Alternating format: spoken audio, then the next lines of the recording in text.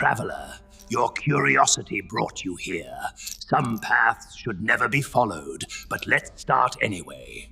They say there's one object in the world so haunted that it can stalk homes, curse families, and ruin lives. A doll so malevolent that thousands of people have written letters to apologize for ever doubting its power. It almost believed that even looking into its eyes through a photograph is enough to bring a curse upon you. This is the terrifying true story of Robert the Doll. The doll's origin is shrouded in mystery. One story says it was a gift for a young boy from a family member who traveled to Europe. Another more sinister tale claims it was a parting gift from a disgruntled servant who practiced voodoo. She was fired, but not before giving the boy the doll that would soon be known as Robert. The boy's name was also Robert, but everyone started calling him Eugene to avoid confusion with his new best friend. This doll, almost human-sized and dressed in a sailor suit, was never meant to be a toy. It was made as a window display. Some even say its hair is real human hair. Robert the Doll quickly became part of the family. He shared Eugene's clothes, had a seat at the dinner table, and went everywhere with him. But soon, things took a dark turn. Eugene would spend hours locked in his room, talking to the doll. His parents would hear his normal, childish voice, followed by a reply in a much deeper, stranger tone. The family started noticing the doll's facial expression would change when no one was looking. They swore it even moved on its own. At first, they brushed it off.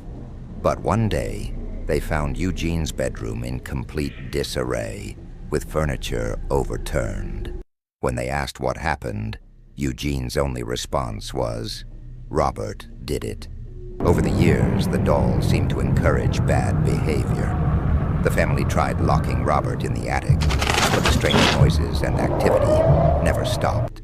Servants would quit without explanation. Years later, after Eugene became an artist and married, he returned home. The first thing he did was go to the attic and bring Robert back down. He kept the doll by his side for the rest of his life. After Eugene's death, his widow put Robert back in the attic and sold the house.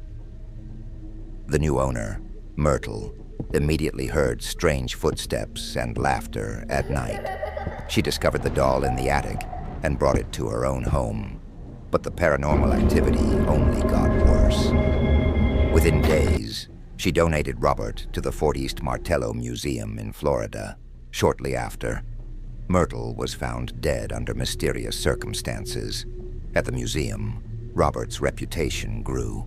Visitors and staff reported cameras malfunctioning and photos being mysteriously erased whenever they tried to take his picture. It became an unwritten rule. You must ask Robert's permission before taking a photo and thank him afterward.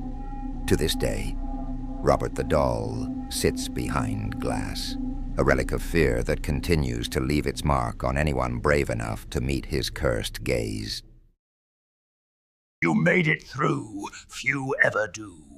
Like, subscribe, and return for the next tale.